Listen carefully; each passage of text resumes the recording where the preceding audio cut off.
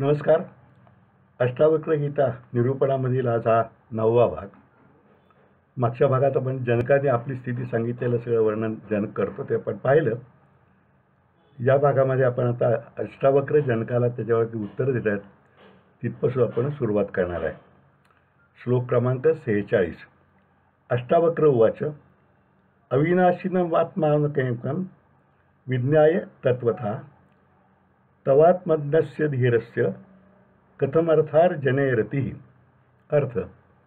अष्टावक्र म्हणाले, आत्मा अविनाशी अद्वैत आहे हे तत्वता जाणल्यानंतरही तुझ्यासारखा आत्मज्ञानी आणि जितेंद्रियाला अर्थार्जनाचा लोभ कसा होतो. जनकाची जी अवस्था त्यांनी सांगितली, आता मी जवळजवळ मुक्त झालो आहे, त्याच्यावरती आता अष्टावक्र त्याला परत सांगतायत की अजून तू मुक्त नाही आहेस आणि त्यासाठी या सगळ्या श्लोकांची रचना आहे. आपल्याला सत्यज्ञान झालेच आहे अशी भावना जनकाने मागील श्लोकात व्यक्त केली. मात्र गुरुस्वरूप अष्टावक्रांना त्याची प्रगती अजून बाकी आहे हे माहीत आहे. भट्टीतून बाहेर पडल्यावर मडके पक्के भाजल्यासारखे दिसते खरे, पण हुशार कुंभार लगेच ओळखतो की हे मडके अजून जरा कच्चे आहे. त्याचप्रमाणे प्रगाढ ज्ञानी असणाऱ्या अष्टावक्र ऋषींनी आपला हा शिष्य स्वतःला बोध झाला असे समजत असला तरी वस्तुस्थिती तशी नाही हे जाणले होते. जनकाच्या बुद्धीमध्ये भ्रम नाहीसा झाला होता, पण आत्मज्ञान स्थिरवणे अजून बाकीच होते. त्याचा तो समज दूर करून त्याला पुढे नेण्यासाठी अष्टावक्रांनी त्याची परीक्षा घेण्यास या श्लोकापासून प्रारंभ केला आहे. भूमितीमध्ये थेरम्स येत असलेल्या विद्यार्थ्याला पुढील प्रश्न म्हणून रायडर्स देतात, तसे हे आत्मज्ञानाचे विविध रायडर्स अष्टावक्र जनकाला घालत आहेत. यामागे त्यांचा हेतू जनकाने त्यावर सखोल परिशीलन करावे हाच आहे. ते म्हणतात की आत्मा अद्वैत अविनाशी आहे हे ज्ञान झाल्यामुळे तू आता आत्मज्ञानी होऊन इंद्रियावर मात केलेली आहेसच, मग तरीही तुला अर्थार्जनाचा म्हणजे धनसंपत्ती मिळवण्याचा मोह का बरे होत आहे. आत्मानुभव जर तुला प्राप्त झाला असेल तर मग तुझ्या ठिकाणी अजूनही वैभवाची आसक्ती का बरे. श्लोक क्रमांक 47. आत्मज्ञानादहो प्रीतिर्विषय भ्रमगोचरे शुक्लेरज्ञानतो लोभो यथा रजत विभ्रमे. अर्थ. अरे रे, जसा शिंपल्याबद्दलच्या अज्ञानामुळे त्याच्या ठिकाणी रुपयाचा भास होऊन लोभ उत्पन्न होतो, तसाच आत्मज्ञानाच्या अभावी तुलाही भ्रामक विषयांचा मोह पडत आहे का. निरूपण. शिंपल्याच्या जागी भ्रमामुळे चांदी असल्याचा भास होतो व भ्रम नाहीसा झाला की तो भास संपतो. हा दृष्टांत परमार्थ मार्गात मोहनाशासाठी नेहमी दिला जातो. तोच येथे सांगून अष्टावक्र म्हणतात की शिंपल्याचे ज्ञान न झाल्यामुळे रुपयाचा भास होतो व परिणतात रुपयाच्या लोभाने शिंपल्याबद्दलच आसक्ती निर्माण होते. अगदी त्याचप्रमाणे आत्मतत्वाच्या विस्मृतीमुळे चित्त भ्रमिष्ट होते आणि नाशवंत अशा विषयसुखाच्या मोहाला माणूस बळी पडतो. म्हणजेच या सर्व विषयवासनांचा लोभ निर्माण होण्याचे कारण आत्मज्ञानाची विस्मृती हेच होय. विषयसुख क्षणिक असूनही मायाभ्रमाने ते शाश्वत वाटायला लागते व त्यामागे माणूस लागून नको त्या गोष्टी करून बसतो. विषय हे भगवंतानेच निर्माण केलेले असल्याने त्यांना मानवी जीवनात निश्चितपणे मर्यादित स्थान आहेच, परंतु ही मर्यादा अज्ञानामुळे सुटते आणि गोंधळ उडतो. जर आत्मज्ञान जागृत असेल तर विषयांची अशाश्वता समजते आणि त्यांच्या लोभातून सुटका होऊ शकते. जनकाला हे सांगण्याचा अष्टावक्रांचा हेतू अगदी स्पष्ट आहे. ज्या अर्थी जनकाचा विषयांचा मोह पूर्णपणे नष्ट झालेला नाही, त्या अर्थी जनकाचे आत्मज्ञान अजून स्थिरावलेले नाही. ते कधी जागृत असते तर कधी लोप पावते, हाच संकेत देऊन ते जनकाची कसोटी घेत आहेत. श्लोक क्रमांक 48. विश्वं स्फुरति यत्रेदं तरंगा इव सागरे सोहम स्मिती विज्ञाय किम दीन इव धावसी. अर्थ. ज्याप्रमाणे विशाल सागरामध्ये लाटा उत्पन्न होतात त्याचप्रमाणे आत्मतत्वाच्या ठाई सर्व विश्वस्मरण पावते. ते आत्मतत्व तूच आहेस हे जाणवल्यावर सुद्धा एखाद्या दिनाप्रमाणे तू का धावत आहेस. जनकाला ज्ञान झालं तर पण त्याचा राजलोभ सुटलेला नव्हता पुरता, त्यामुळे ऋषी त्याला परत समजावत आहेत. जशा समुद्रात लाटा निर्माण होतात आणि शेवटी त्यातच लय पावतात, तसेच हे अखिल विश्व आत्मतत्वाच्या स्फुरणामुळेच उत्पन्न होते आणि तेथेच विलय पावते. तू म्हणजे देह नसून ते विशाल आत्मतत्वच आहेस हे तुला ज्ञात झाले आहेस हे तू म्हणतोस, मग तरीही एखाद्या ही नदीनं लोचटाप्रमाणे विषासक्त होऊन त्यांच्या मागे का बरे धावत राहतोस, असा प्रश्न येथे अष्टावक्रोशी जनकाला करीत आहे. माणसाची भीती, आशा, गरजा आणि लोचट असहाय्यपणा केवळ विषयासक्त झाल्यामुळे निर्माण होतात. पैसेवाल्याचा मान आपण त्याच्याकडून धनलाभ होईल म्हणून ठेवतो. अधिकाऱ्यांनी आपल्याला त्रास देऊन लौकिकाला बाधा आणू नये म्हणून त्यांचे पाय धरतो. मंत्री महोदयांनी आपले काम करावे म्हणून त्यांना सलाम करतो, तर आपले अज्ञान जगासमोर उघडे पडू नये म्हणून विद्वानाला दंडवत घालतो. म्हणजेच आपल्या ऐहिक वासनांच्या पूर्तीसाठी ही लाचारी पत्करतो. ज्याच्या ठाईचे आत्मतत्व स्थिर झाले असेल त्याला या सगळ्या वासनांचा फोलपणा उमगलेला असतो. तो निस्संग व निर्भय बनून सदैव समाधानीच असतो. तेव्हा ज्या अर्थी तू अजून दिनाप्रमाणे धावत आहेस त्या अर्थी तुला आत्मज्ञान नक्की झाले आहे का याची खात्री करून घे, असा जणू जनकाला अष्टावक्र संदेश देत आहेत. श्लोक क्रमांक 49.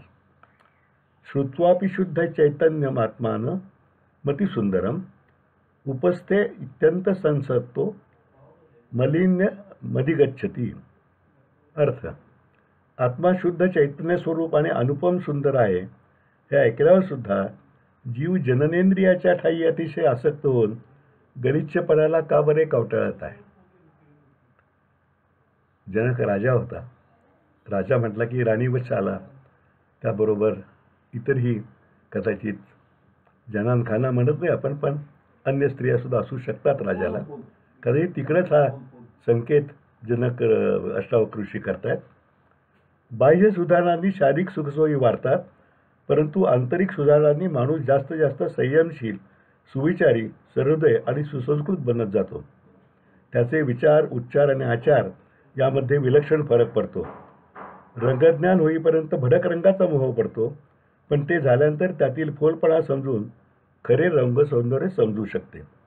स्वरज्ञानाचा आनंद समजेपर्यंतच हल्लागुल्ला संगीतात रस लागतो. साजूक तूप काय ही समजल्यावर वनस्पती तुपाचा हिणकसपणा उमजतो आणि त्याची आवड संपून जाते. आईच्या हातच्या वात्सल्याने बनलेले सुग्रास भोजन मिळाल्यावर शहाण्याला खानावळीत चमचमीत राईसपेठचा मोह कधी पडेल का. सुसंस्कृतपणाच्या संस्काराने जर एवढा बदल होऊ शकतो तर सर्वश्रेष्ठ अशा आत्मज्ञानामुळे केवढा बदल व्हावायच पाहिजे. तो बदल अमुकलाच असतो. जगाकडे, जीवनाकडे पाहण्याची सर्व दृष्टीच त्यामुळे बदलून जाते. जे जे पवित्र व मंगल आहे तेच पूजनीय वाटू लागते. आत्म्याचे अनुपम सौंदर्य ज्याने जाणले तो विषयाचे सौंदर्याने कधीतरी मोहित होईल का. म्हणूनच अष्टावक्रोशी जनकाची आणखी एक कसोटी घेताना म्हणतात की आत्म्या इतके सुंदर काहीही नाही हे ऐकून आणि पटून सुद्धा तुझा जीव लैंगिक सुखाच्या आसक्त्याने गलिच्छपणाला का बरे कवटाळत आहे. हे आश्चर्य व दयनीयच नाही का. किंबहुना आत्मज्ञान पूर्णपणे न झाल्याचे हे लक्षण नाही का. श्लोक क्रमांक 50. सर्वभूते शुचात्मानं सर्वभूतानि चात्मनि मुदर्जानत आश्चर्य ममत्व मनुवर्तते. अर्थ, सर्व भूतमात्रामध्ये आत्मा आहे आणि आत्म्याठाई सर्व भूतमात्र आहेत हे जाणणाऱ्या मुनीचे ममत्व कायमच राहते हे केवढे आश्चर्यकारक आहे. आत्मतत्व सर्वव्यापी आहे, ते नाही अशी वस्तू विश्वात नाही आणि आत्म्याच्या ठाईचे सर्व विश्व निर्माण होऊन तेथे संपते. सर्व वस्तुमात्र आणि प्राणीमात्रामध्ये मीच आहे आणि ते सर्व माझ्यामध्येच आहेत हे जाणणे म्हणजेच आत्मबोध आहे. अशा वेळी मग दुसऱ्या वस्तूच्या अगर व्यक्तीचा लोभ निर्माण होण्यास वावच कोठे राहतो. स्वतःहून दुसरी वस्तू वेगळी असेल तरच तिच्या प्राप्तीची ओढ लागणार. म्हणजेच त्या ओढीचे, आसक्तीचे मूळ मी आणि ती वस्तू भिन्न आहेत या द्वैत भावनेत आहे.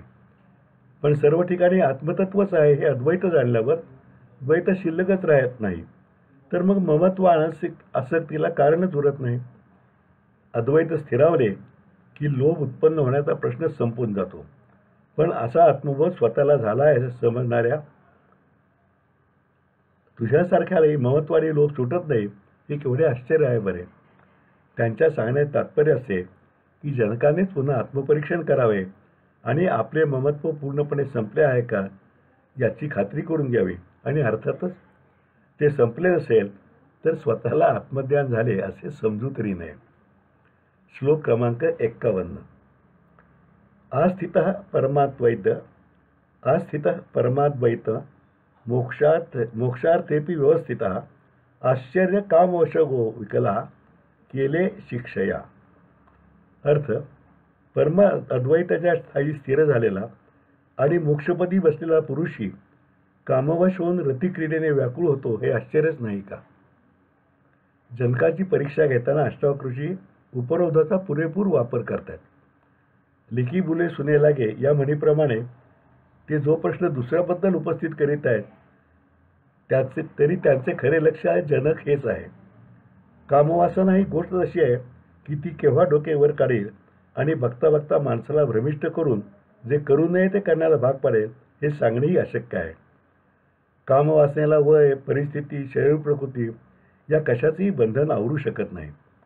अगदी पुराणकालातही महातपस्वी ऋषींची आयुष्यभराची तपोसाधना क्षणिक मदनबाधेने शून्यवत करून टाकल्याची अनेक उदाहरणे आहेत. मग तिथे सामान्य प्रपंच माणसाची काय कथा? ज्ञात्याने केवळ गंमत म्हणूनही चुकून सुद्धा आपली इंद्रिये विषाधीन होऊ देऊ नयेत. कारण विषय संयोगाने चित्तवृत्ती क्षुब्ध होऊन एकदा का भोगात गुरफटल्या तर त्याचा सर्वस्वी अधप्पात व्हायला वेळ लागत नाही. म्हणून योग्यांनीही सुद्धा फार सांभाळून वागले पाहिजे. अष्टावक्र म्हणतात की आत्मज्ञानी आणि मुक्त योगी सुद्धा मोहात पडून रतिक्रीडेसाठी व्याकुळ होतो, हे केवढे आश्चर्य आहे. खरे तर त्याला जनकालाही सांगायचं आहे की असा व्याकुळाला पुरुष खरं तर मोक्षाला प्राप्त झालेलाच नाही. तेव्हा तू या कसोटीवर आत्मपरीक्षण कर आणि मगच मुक्त झाल्याची गोष्ट कर. श्लोक क्रमांक 52. उद्भूतम ज्ञान दुर्मित्र वधार्यांती दुर्बला आश्चर्य काममाकांक्षेत कालमंत मनुष्यचित्ता.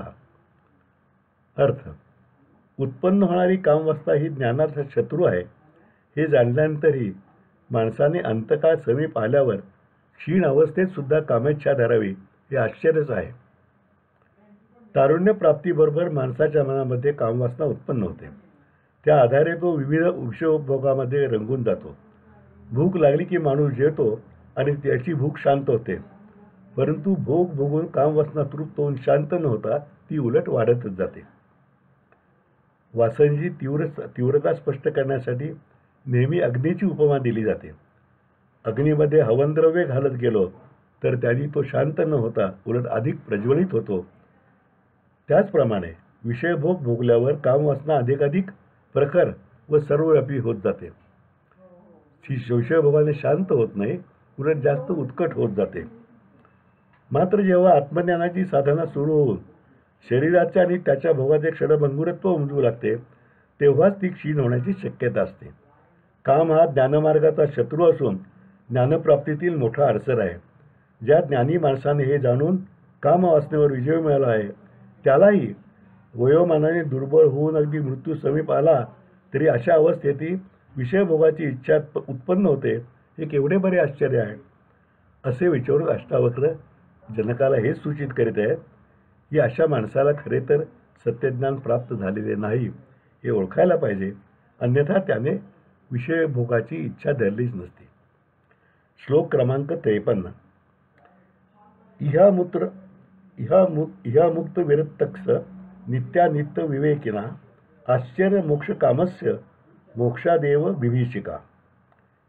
अर्थ, इहलोक आणि परलोक या संबंधी विरक्त असून नित्यानित्य विवेक साधलेल्या अशा मोक्षप्राप्तीची इच्छा करणाऱ्याला मोक्षाचीच भीती वाटावी हे आश्चर्यकारक आहे.